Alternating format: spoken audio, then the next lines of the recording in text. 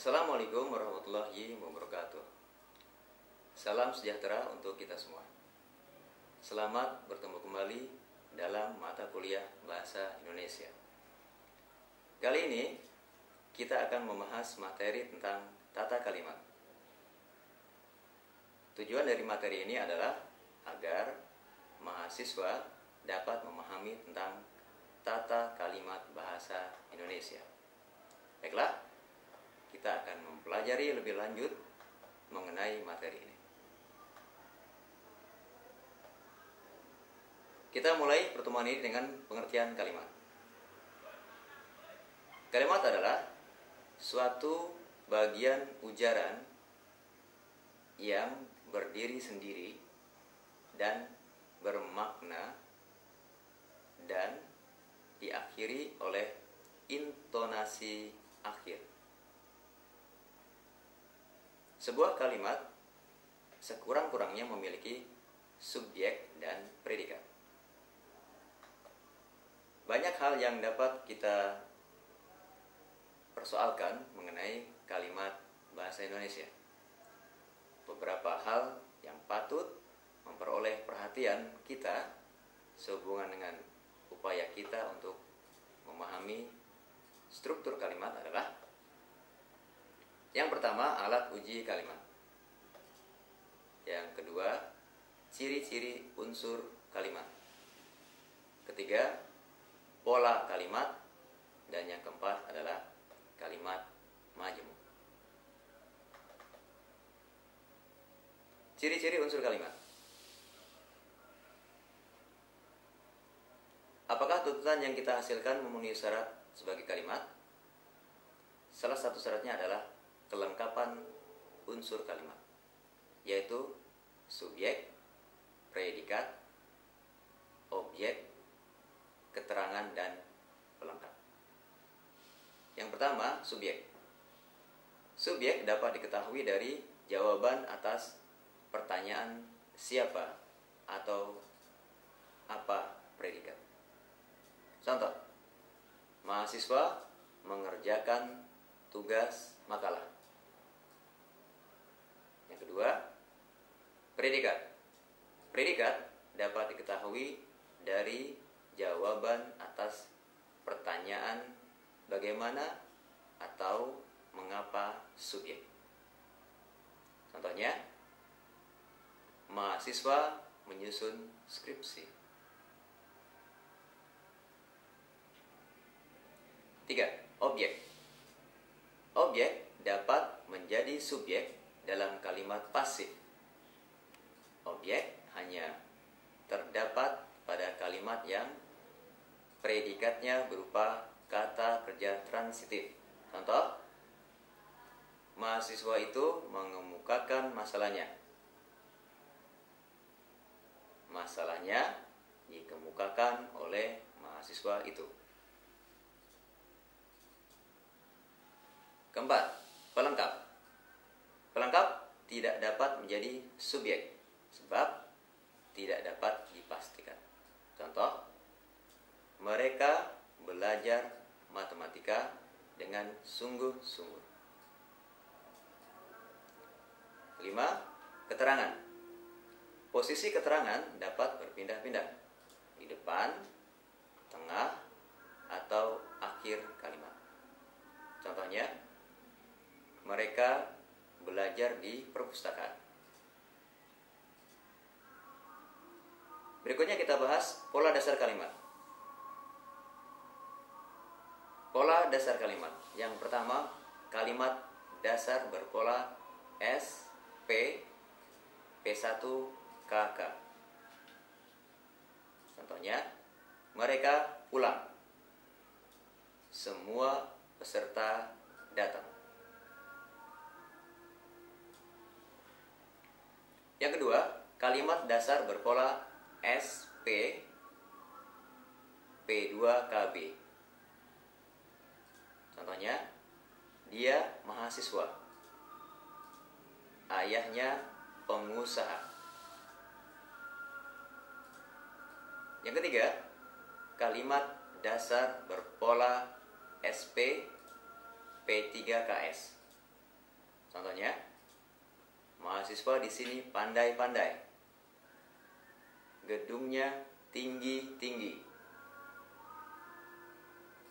Yang keempat, kalimat dasar berpola SPK. Presiden berasal dari Jawa Tengah. Kalung itu terbuat dari emas. Yang kelima, kalimat dasar berpola SPP. Contohnya, negara RI berdasarkan Pancasila. Kantor kami kemasukan pencuri. Dan yang keenam, kalimat dasar berpola SPO. P1 kakak transitif. Contohnya, mahasiswa membuat makalah. Wartawan mencari berita. Berikutnya yang ketujuh, kalimat dasar berpola SPO P. P1 kakak dwi transitif. Contohnya, ayah mengirim saya uang. Presiden menganugerahi para pahlawan tanda jasa. Dan yang kedelapan, kalimat dasar berpola SPOK. Contohnya, mereka mengadakan penelitian di luar kota. Para mahasiswa mengikuti KKN di daerah. Baiklah, kita lanjut ke kalimat majemuk. Yang kelima, kalimat majemuk.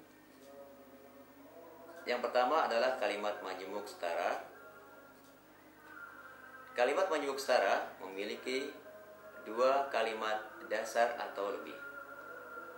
Kalimat ini ditandai dengan kata penghubung intra-kalimat yang menyatakan kesetaraan. Misalnya, dan, tetapi, sedangkan, serta, namun, lalu, kemudian, atau. Contohnya, gempa dan tsunami menggoncang pantai Pangandaran dan rumah-rumah hancur. Kepala negara mengemukakan sambutannya, kemudian beliau menyerahkan bantuan kepada para korban. Berikutnya adalah kalimat majemuk tak setara, bertingkat atau subordinatif.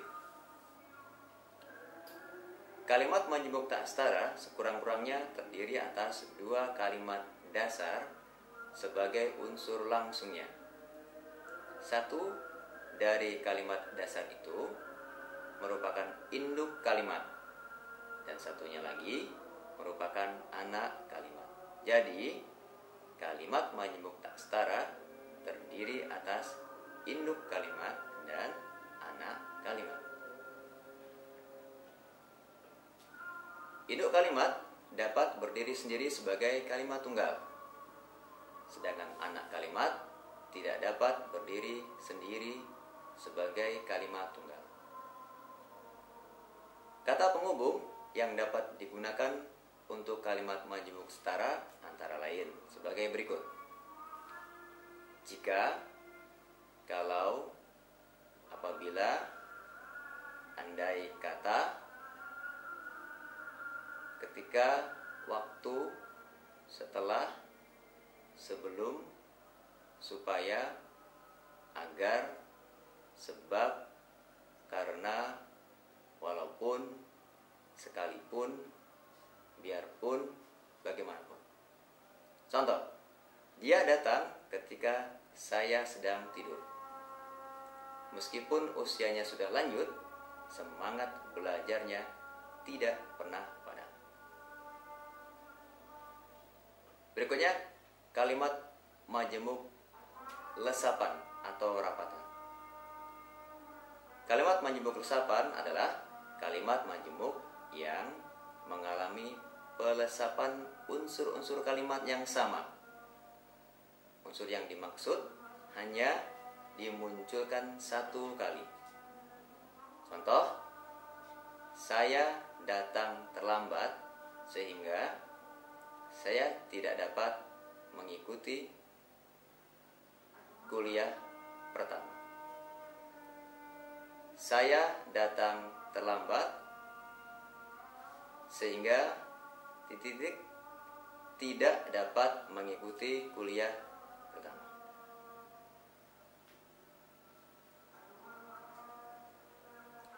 Demikianlah materi untuk hari ini. Bila ada pertanyaan, hubungi saya pada email mnorfauzi@yahoo.co.id. Assalamualaikum warahmatullahi wabarakatuh.